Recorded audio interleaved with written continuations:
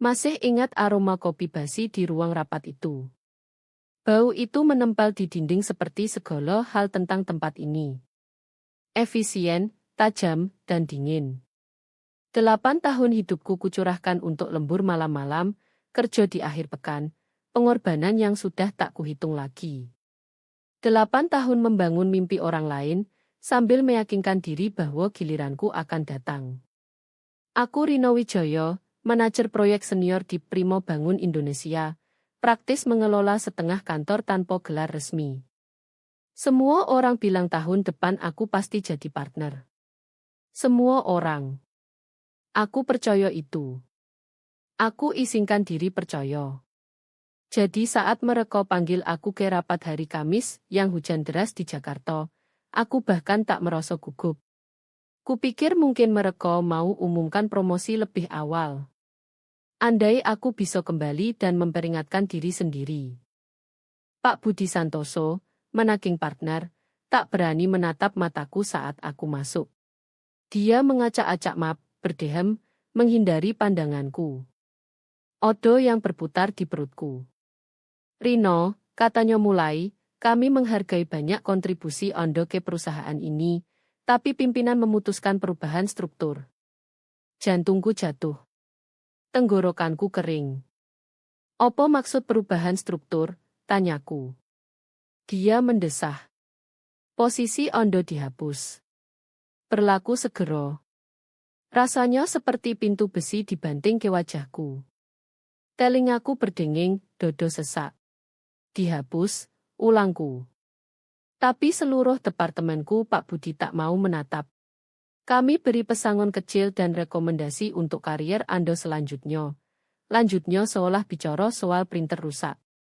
Aku berdiri di ruangan kocok dan krom itu, berusaha bernapas. Kupikirkan cicilan rumah di Pst, utang kuliah, ratusan proyek yang kuselesaikan di bawah anggaran dan tepat waktu. Mereka buang aku seperti sampah. Aku buka mulut mau protes, mau lawan, tapi pintu terbuka dan dia masuk. Lino, adikku. Rambutnya rapi sempurna, pipinya bersinar karena gugup ejitet. Tas kerjanya yang baru masih odo tak harganya. Dia membeku saat melihatku, berkedip kaget. Lalu dia paksa senyum. Aku tak bisa bergerak. Tak bisa bernapas. Pak Budi memberi isyarat ke arahnya, masih tak berani tatap mataku. Lino akan bergabung menggantikan posisi Ondo. Dia baru lulus Mbo dan kami yakin dia bawa energi baru. Rasanya seperti pisau diputar di perut. Adik kandungku sendiri, darah dagingku, mengambil pekerjaan yang kubangun dari nol. Lino maju selangkah, suaranya gemetar. Rino, aku sudah coba bilang. Segala sesuatu di dalamku membeku jadi es. Aku lewatkan dia tanpa perasaan, berjalan lurus melewati jas-jas mahal, melewati penghargaan yang terpajang di dinding. Odo yang memanggil namaku, tapi terdengar jauh, tertutup. Aku keluar dari gedung yang sudah kuberikan 8 tahun hidupku. 8 tahun lewatkan ulang tahun keluarga, skip liburan lebaran, curahkan diri ke setiap blueprint dan anggaran supaya mereka lihat aku, kenali aku, beri aku hadiah. Dan mereka ganti aku dengan Lino, adikku. Sampai rumah di apartemen Kemang, aku robek bagi kerja dan buang ke tong sampah. Aku berdiri di ruang tamu menatap dinding seperti orang asing. Siapa aku kalau bukan pekerjaan ini? Kalau bukan gadis emas yang dipuji bertahun-tahun? Aku coba telepon orang tua. Mereka tak angkat. Pesan dari ibu muncul kemudian di ponsel. Lino sudah cerita apa yang terjadi. Tolong dukung peran barunya.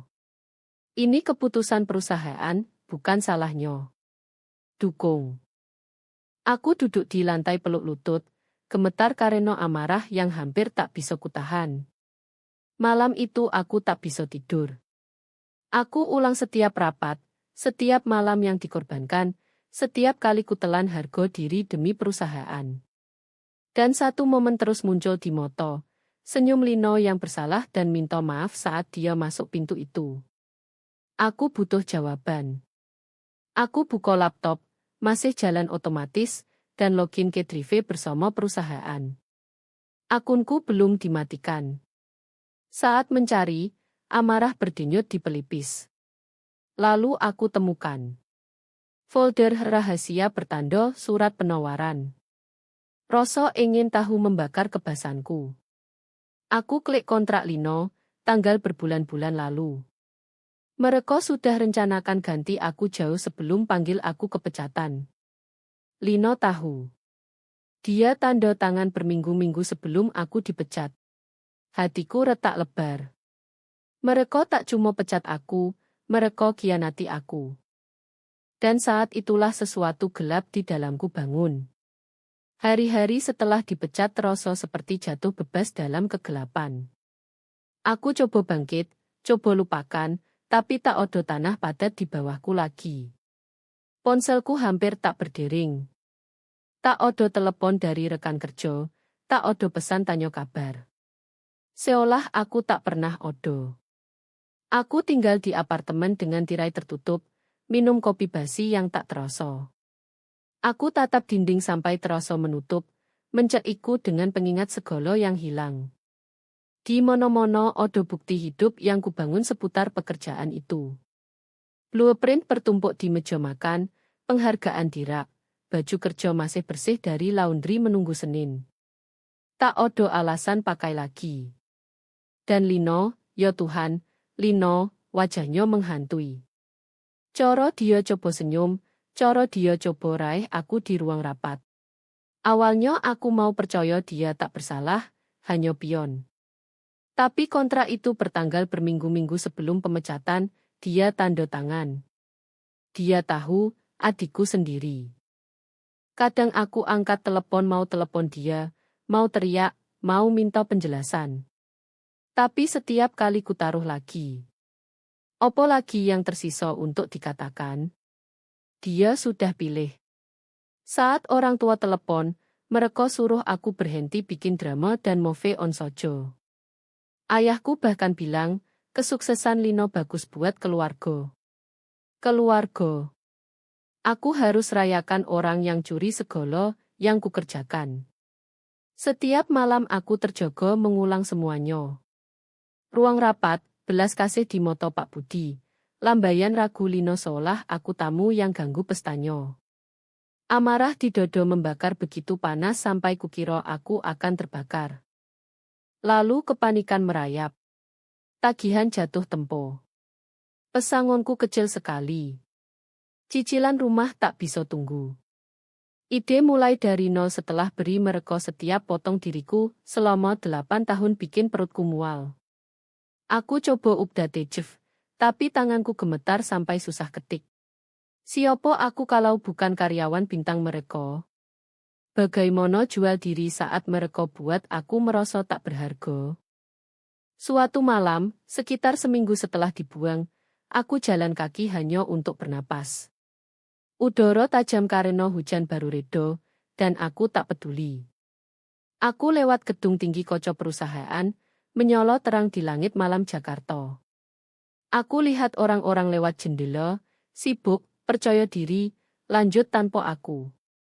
Saat itulah aku lihat dia. Lino di lantai 3 lewat kaca, menguasai kantor lamaku, tertawa, kepala terlempar ke belakang seolah tak ada beban dunia. Dia sudah buat itu miliknya, gantung mantel pink lembut di kursi lamaku, sandar di jendela tempat dulu aku berdiri dan mimpi suatu hari jalankan tempat ini. Perutku berputar begitu hebat sampai kukira muntah di trotoar. Dan saat itu, sesuatu di dalamku patah. Tak ada lagi menangis. Tak ada lagi memohon remah-remah. Tak ada lagi jadi korban sementara semua orang lanjut tanpa aku. Aku pulang, mandi lomo, dan tatap diri di cermin sampai bayanganku tak lagi terasa asing. Mereka pikir bisa hapus aku.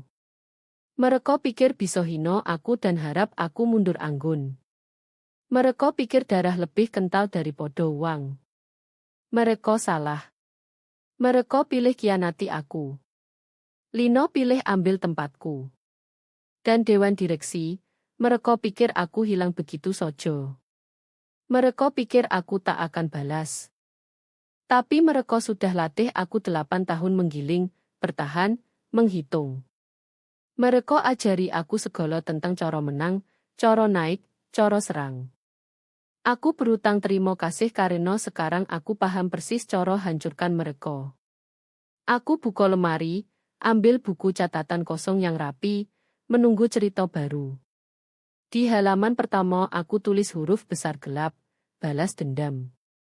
Mereka ambil segalanya dariku. Sekarang aku ambil segalanya dari mereka. Dan aku tak berhenti sampai mereka rasakan setiap tetes sakit yang mereka beri. Malam itu aku tulis balas dendam di halaman buku catatan. Aku tatap huruf-huruf itu sampai terbakar di belakang mata. Cap yang menyolo di jiwa. Aku tak akan istirahat sampai punya kuasa hancurkan setiap orang yang khianati aku. Tapi amarah sojo tak cukup. Aku butuh rencana.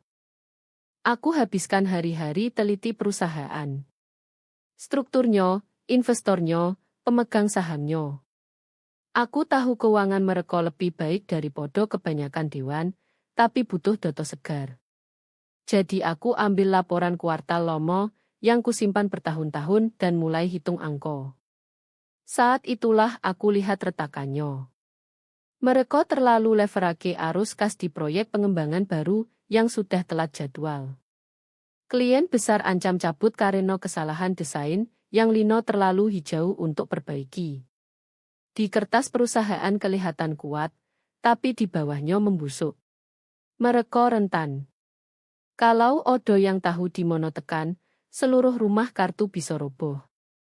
Aku habiskan malam tanpa tidur silang data pemegang saham, lihat investor mono yang paling kesal.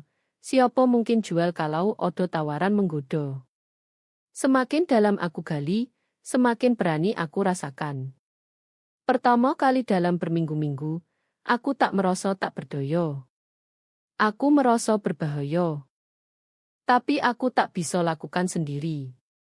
Butuh pengaruh dan uang. Uang besar. Saat itulah aku ingat Adi Rahman.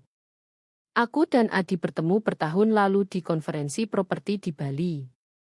Dia investor private equity dengan moto tajam untuk bisnis gagal, jenis hiu yang tahu beli murah dan untung tinggi. Dia selalu hormati aku, bahkan pernah isyarat mau kerjasama. Suatu hari aku gali nomornya di kontak lama dan telepon. Suaraku gemetar saat dia angkat, tapi aku paksa tenang. Rino, katanya kaget. Aku dengar apa yang terjadi. Kamu baik-baik. Aku telan ludah. Tidak, tapi aku punya sesuatu yang bisa bikin kita berdua sangat koyo. Itu dapat perhatiannya. Aku temui dia di kafe kecil redup jauh dari gedung korporat mengkilap dan ceritakan semuanya. Perusahaan matang untuk diambil alih. Angkanya melorot dan Dewan sibuk dengan wajah baru mengkilap seperti lino. Adi dengar, matanya berbinar. Kamu mau beli mereka? Tanyanya. Aku mau hancurkan mereka, koreksiku, suara mantap. Tapi dulu aku mau miliki mereka. Dia bersiul pelan. Itu main balas dendam gila. Aku angguk. Aku butuh partner yang bisa bantu kumpul modal diam-diam. Tak ada yang boleh tahu itu aku sampai terlambat. Adi tersenyum, sandar di kursi. Kamu punya es di pembuluh darah, Rino. Aku suka. Pertama kali dalam berminggu-minggu aku izinkan diri tersenyum. Beberapa hari berikutnya kami strategi.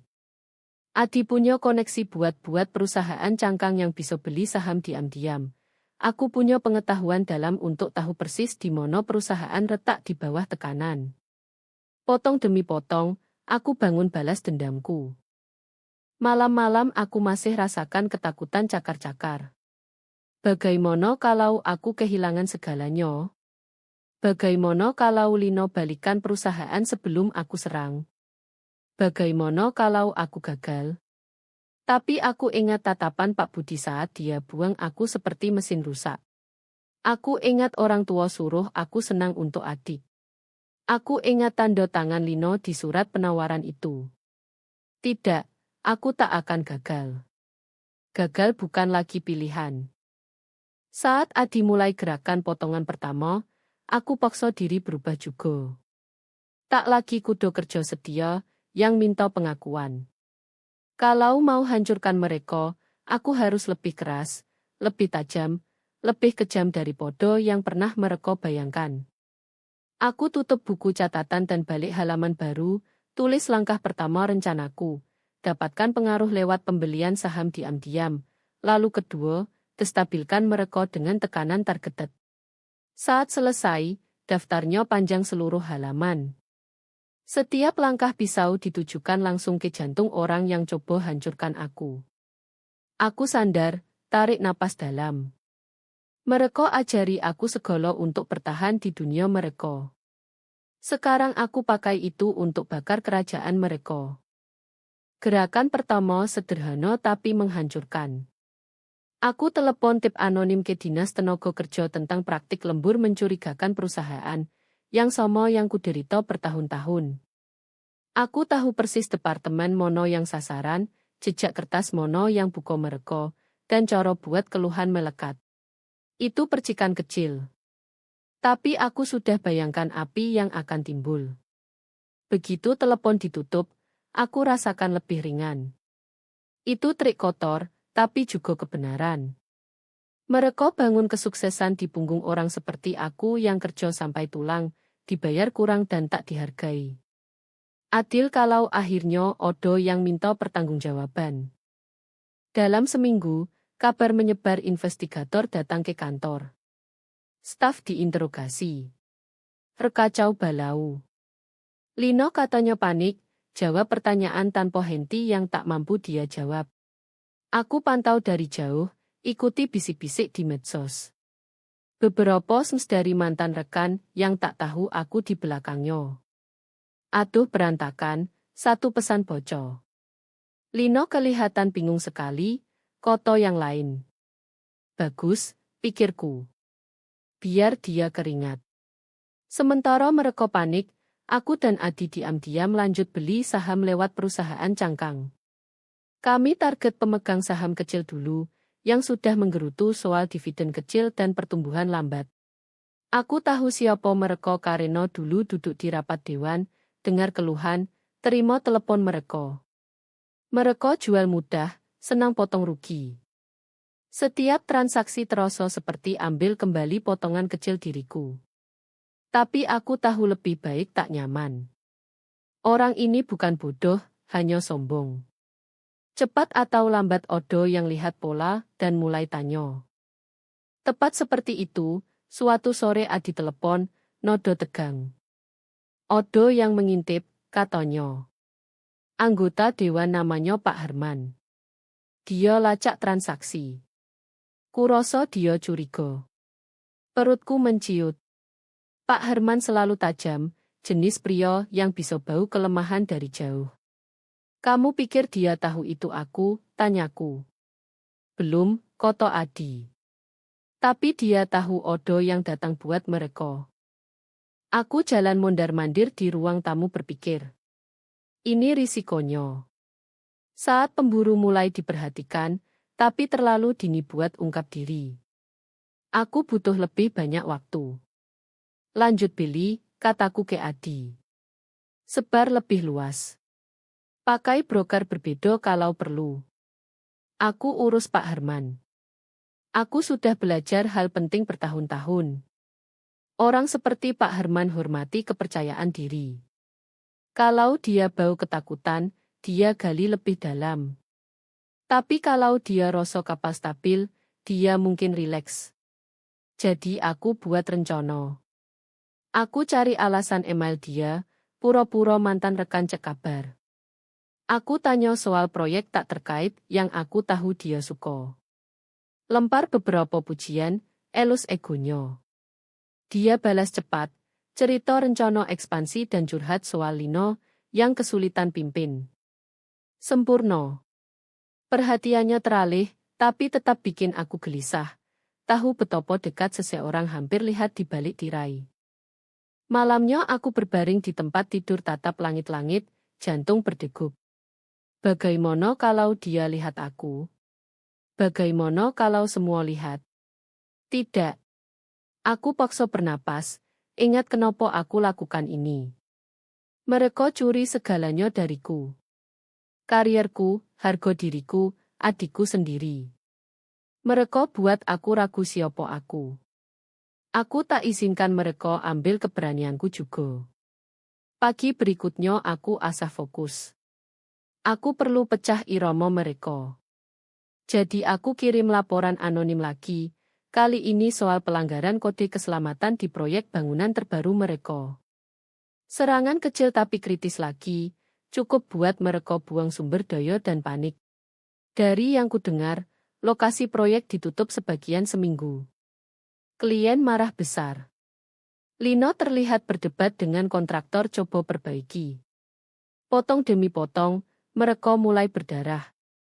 Dan ini baru permulaan. Saat duduk di jendela malam itu, lampu kota berkedip di bawah, aku izinkan diri tersenyum. Aku tak lagi tak berdaya. Mereka mulai rasakan tekanan dan aku bisa lihat.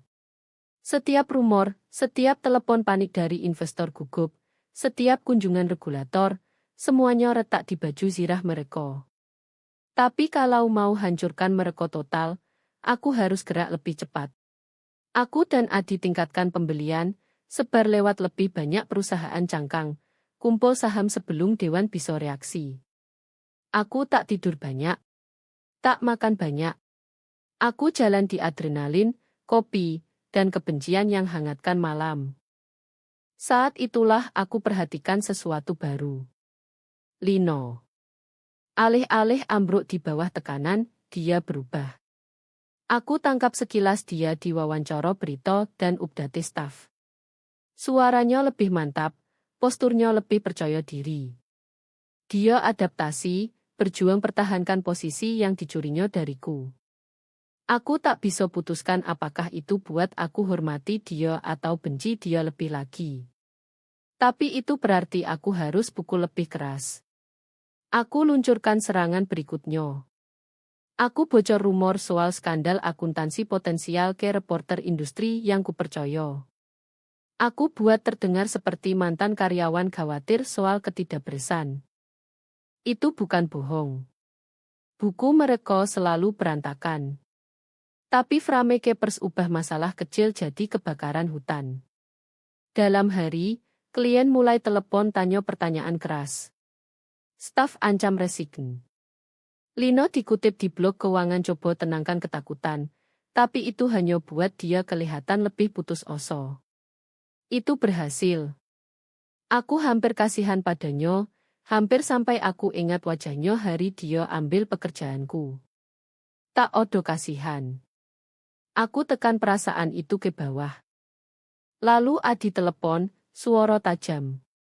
Odo yang beli saham dari bawah kita, katanya. Tak bisa lacak siapa, tapi besar. Aku membeku. Itu tak seharusnya terjadi.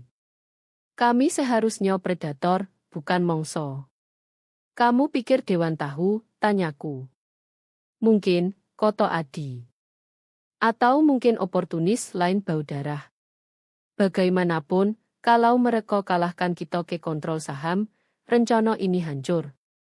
Tanganku dingin. Semua strategi hati-hati bisa runtuh kalau orang lain ambil perusahaan duluan. Aku coba pikir, paksa tetap tenang.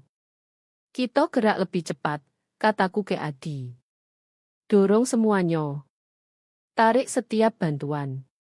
Itu berisiko, dia ingatkan. Bisa bocor identitasmu. Aku tak peduli, bentakku. Ini satu-satunya kesempatan. Dia diam sebentar. Baiklah, aku lakukan.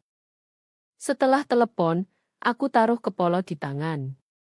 Tekanan terasa seperti batu besar di dada. Bagaimana kalau ini balik? Bagaimana kalau Lino selamat dari semua ini dan aku hancur sendirian? Tapi lalu aku ingat semua malam panjang di kantor kerja sia-sia, dapat tepuk tangan sementara mereka rencanakan buang aku. Tidak, aku tak izinkan ketakutan kendalikan sekarang. 2 minggu berikutnya kami lakukan gerakan paling berani, telan saham dengan agresif hampir tak disembunyikan.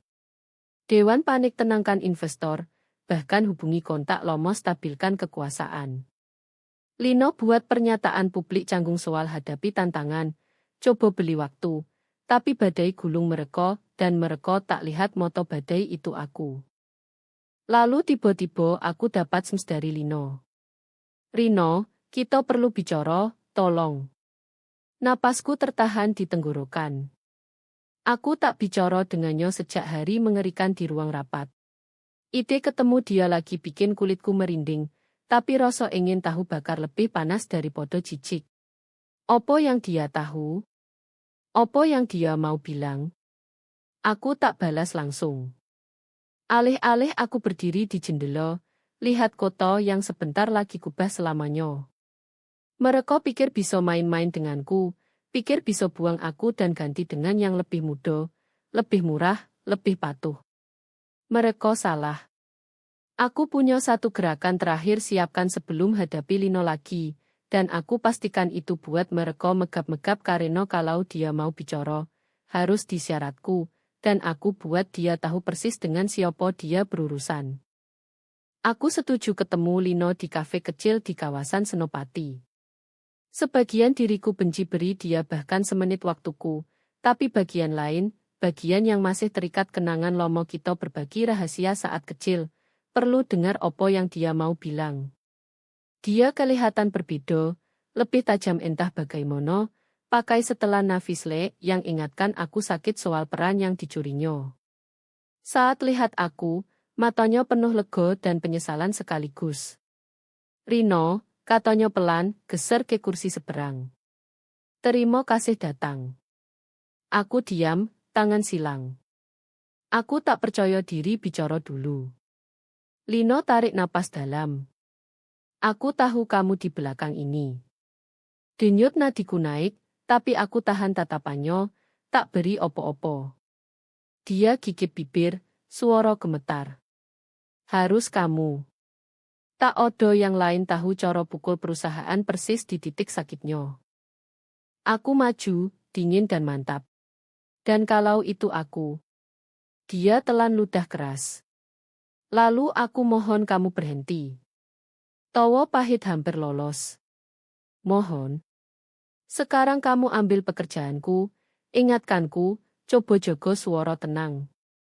Kamu tanda tangan kontrak di belakangku, dan sekarang kamu mau aku maafkan begitu saja. Moto Lino berkoco. Mereka tekan aku, Rino. Mereka janji kalau aku tak terima, mereka cari orang lain dan mereka potong kesempatanku. Kupikir setidaknya tetap di keluarga. Tetap di keluarga. Koto-koto itu bikin mual. Aku geleng kepala. Kamu berdiri di sono dan lihat mereka pecat aku. Suaranya pecah. Aku tak tahu cara hentikan. Aku mau percaya dia. Tuhan, sebagian diriku masih mau adikku kembali, tapi gambar dia langkah ke kantorku, senyum ke dewan, terlalu dalam terbakar di pikiran. Aku tak bisa bantu kamu, kataku. Dia raih tanganku di meja. Lalu biar aku bantu kamu. Tolong, kita bisa perbaiki bersama. Sebagian kecil diriku ragu. Mungkin dia benar-benar takut. Mungkin akhirnya dia lihat monster yang dia bantu bangun. Tapi sebelum aku bilang opo-opo, ponselnya bergetar. Dia cek, wajahnya pucat. Aku tahu tatapan itu. Dia sembunyikan sesuatu. Opo, tuntutku. Dia tarik tangan, suara hampir bisik. Mereka tahu. Dewan. Mereka tahu kamu coba beli mereka. Jantungku hantam rusuk. Bagaimana? Lino geleng panik. Aku tak bilang. Sumpah. Tapi odo yang lacak transaksi atau mereka paham. Aku tak tahu. Mereka mau ajukan injunction darurat blokir pembelian saham lebih lanjut. Mereka beku kamu, Rino. Rasanya lantai hilang di bawahku. Semua kerja keras, semua malam tanpa tidur. Satu manuver hukum dan semuanya bisa hilang. Aku pegang pinggir meja. Kamu bilang ini sekarang. Lino menangis sekarang, maskara luntur. Aku mau lindungi kamu, tapi kamu harus berhenti sebelum hancurkan diri sendiri. Tolong. Hancurkan diri sendiri. Aku tatap dia, adikku coba main pahlawan setelah lempar aku ke serigala. Aku berdiri. Terima kasih sudah bilang, kataku, suara dingin seperti es. Rino, tapi aku sudah pergi, darah berdegup di telinga. Saat langkah ke udara malam dingin, pikiranku berputar liar. Kalau mereka ajukan injunction, segala yang kubangun hilang, dan aku tak punya waktu. Tak ada waktu pikir, tak ada waktu rencana, tak ada waktu bernapas. Ponsel bergetar. Adi, kita harus gerak sekarang, katanya sebelum aku sempat sopo. Mereka mau potong kita, Rino. Kita punya mungkin sehari, paling. Aku pegang ponsel sampai buku jari sakit. Lalu kita gerak malam ini, kataku. Tak ada lagi ragu. Adi hembus napas panjang. Baiklah, apapun yang kamu rencanaan, lebih baik berhasil. Aku tutup telepon dan berdiri sendirian di jalan, mobil lewat, neon berkedip, dan dunia lanjut seolah tak ada yang terjadi. Segala yang kubangun, segalanya di ujung pisau. Aku bisa biarkan mereka kalahkan aku lagi, atau aku pivot, bakar semua jembatan tersisa, dan selesaikan yang mulai. Aku tarik napas dalam, hati bojo. Mereka akan belajar apa yang terjadi saat coba bunuh aku tapi gagal. Aku hampir tak tidur malam itu. Setiap jam terasa seperti alarm berdering di kepala. Dewan mau blokir aku di pengadilan besok pagi, dan itu akhir segala yang kubangun. Tak ada waktu. Aku harus serang sebelum fajar. Aku telepon Adi suruh bangunkan setiap kontak, setiap bantuan, setiap pembeli tersembunyi yang kami siapkan. Dorong pembelian akhir, perintahku. Tak peduli biaya berapa. Aku mau saham kontrol sebelum subuh. Dia tak debat. Hanya bilang, kamu dapat. Aku pakai mantel hitam dan keluar apartemen dalam gelap, setengah hari. Tangan gemetar sampai susah pegang ponsel, tapi aku paksa fokus. Ini saat aku harus lihat sendiri. Aku tiba di luar gedung perusahaan sebelum matahari terbit. Menara tinggi dingin yang dulu terasa rumah. Jantungku berdegup sampai kukira retak rusuk. Lewat kaca aku sudah lihat staf datang pagi-pagi, wajah tegang khawatir. Kabar akuisisi pasti sudah menyebar. Beberapa dari mereka orang yang dulu lihat aku, yang sorak saat aku dapat klien besar. Sekarang mereka kelihatan bingung. Takut. Bagus. Mereka harus takut. Adi tepat sebelum jam 7 pagi. Selesai. Kita punya mayoritas. Aku hampir ambruk karena lega. Seperti keluar dari kuburan setelah terkubur hidup-hidup. Aku luruskan bahu, lewat pintu putar, dan langsung ke ruang rapat. Satpam coba hentikan sampai aku tunjukkan kredensial kepemilikan baru. Moto mereka melebar dan mereka minggir tanpa koto. Saat aku masuk ruang rapat, setiap wajah berpaling ke aku. Lino, Pak Budi, anggota dewan lain, semua pucat, sot. Lino berdiri, suara gemetar. Rino, apa yang kamu lakukan? Aku tatap langsung Pak Budi. Soyo yakin Bapak kenal Soyo, kataku tenang sebagai pemegang saham mayoritas. Dia buka mulut, tutup lagi, lalu tergagap. Kamu tak bisa. Ini akuisisi hostile. Aku senyum, dingin seperti es. Dan Soyo pemilik baru Ondo. Hening begitu dalam sampai aku dengar fat gedung berdengung. Pak Budi coba kumpul. Perusahaan ini punya prosedur, budaya yang kamu langgar.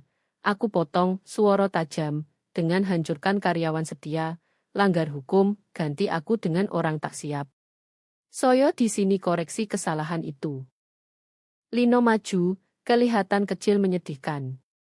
Tolong, Rino, bisiknya. Jangan lakukan ini. Aku balik ke dia, suara mantap tapi kosong. Aku tak di sini cari persetujuanmu, Lino. Aku di sini untuk keadilan. Bahunya merosot, kalah. Aku balik ke dewan. Berlaku segera, umumku. Semua bapak ibu diberhentikan dari tugas. Ando semua dipecat. Gelombang shot. Pak Budi lompat, teriak, kamu tak bisa. Kami punya kontrak. Aku angkat dokumen hukum yang kusiapkan berminggu-minggu. Coba sojo. Hening. Hening total. Satu momen mulia aku rasakan udara sendiri tepuk tangan. 8 tahun hidupku direbut kembali dengan satu goresan penuh. Tapi momen tak bertahan, Lino maju lagi, air mata mengalir di pipi. Kamu pikir menang, katanya tersedak. Tapi belum. Masih ada langkah hukum kita blokir kontrolmu. Aku sudah ajukan. Perutku jatuh. Opo? Dia tatap aku, hancur, putus asa. Aku ajukan gugatan darurat beku semua perubahan sampai pengadilan review. Belum final, tapi mungkin mereka pihak kita. Aku harus, Rino. Kamu bakar semuanya. Tanganku dingin, kertas hampir jatuh. Sebentar aku tak bisa bernapas. Ini tebing yang kudekati tanpa lihat. Kalau gugatan itu tahan, segala yang kukerjakan masih bisa lepas dari jari. Lino raih aku, suara gemetar. Kita tak harus begini, Rino. Kita bisa perbaiki bersama. Aku tarik diri dari sentuhannya. Aku sudah peringatkan kamu, kataku, suara seperti kaca. Di luar dinding kaca, matahari terbit, warnai kota emas. Tapi aku hanya rasakan es. Kalau mereka pikir aku berhenti sekarang, mereka belum belajar opo-opo soal aku.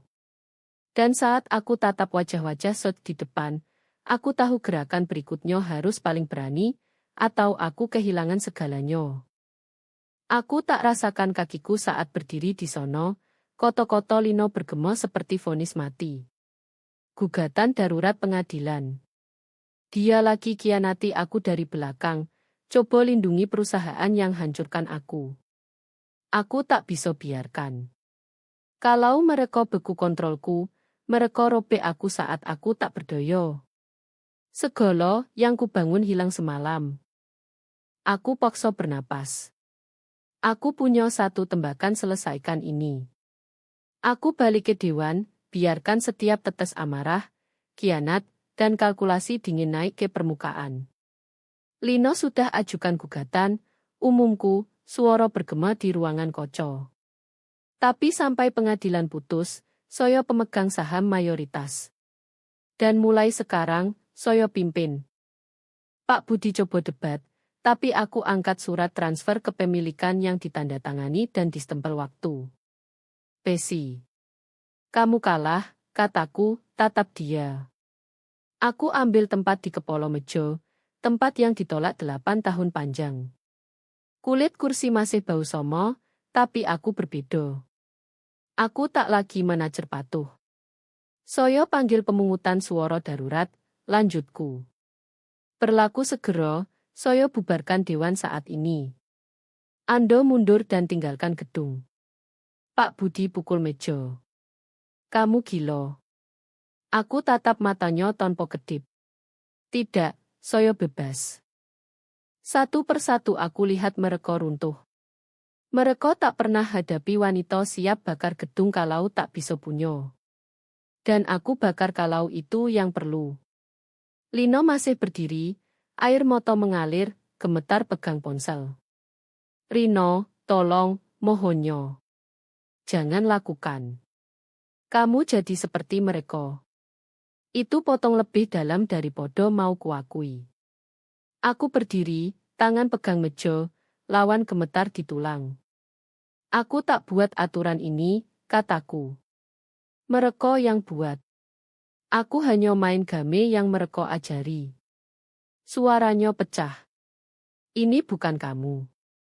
Aku ingat setiap malam kerja tanpa bayar, setiap akhir pekan lewat, setiap ulang tahun dilewatkan, percaya loyalitas selamatkan aku. Aku ingat saat mereka beri adikku hidupku. Tidak, bisikku. Ini aku sekarang. Ruang rapat meledak saat satpam datang antar mantan anggota keluar. Kertas peterbangan, orang teriak, tapi aku hanya lihat Lino berdiri di sono lihat saudaranya berubah jadi sesuatu tak dikenal.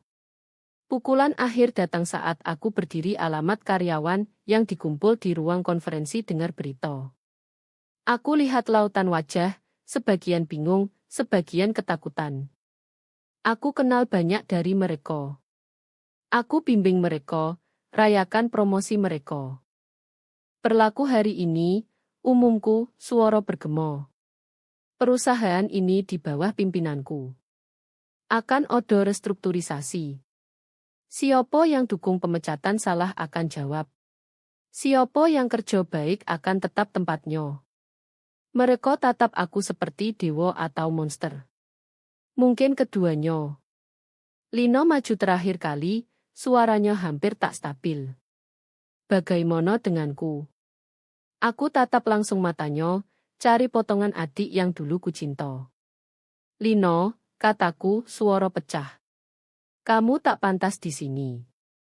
Kamu tak pernah. Bahunya merosot. Kamu pecat aku. Aku beri pilihan, kataku. Pergi sekarang dengan harga diri atau aku buat publik segala yang kamu lakukan ambil pekerjaan ini. Wajahnya hancur dan dia balik, hapus air mata. Dia tak debat. Ruangan begitu sunyi. Aku dengar dengung kecil ventilasi. Aku tarik napas pelan. Aku lakukan. Aku menang. Kecuali tak terasa menang. Aku seharusnya rasakan kemenangan. Seharusnya rasakan kuoso. Tapi ada lubang hitam di perut, sakit yang tak lepas. Apakah ini benar keadilan atau hanya lebih banyak kehancuran? Ponsel bergetar. Adi, mereka ajukan injunction, katanya muram. Besok masuk pengadilan. Kalau mereka dapat, kamu bisa hilang kontrol lagi. Tanganku mati rasa. Jadi ini belum selesai. Aku lihat sekeliling ruang rapat, tempat yang dulu kupuja, sekarang milikku, dan bertanya apa yang benar-benar ku dapat. Besok segalanya dipertaruhkan, dan aku harus lawan sekali lagi pertahankan tahta yang kurenggut dari tangan mereka. Pagi sidang pengadilan, aku hampir tak kenal diri di cermin. Aku jadi orang lebih tajam, lebih dingin, orang yang tak lagi peduli pengampunan. Aku masuk gedung pengadilan dengan kepala tinggi, sirah percaya diri sembunyikan teror yang makan perut. Kalau hakim pihak Lino dan Dewan, aku hilang segalanya dalam detik. Lino sudah ada di sono, kelihatan lelah, mata merah karena malam tanpa tidur. Sebagian diriku hampir kasihan. Hampir.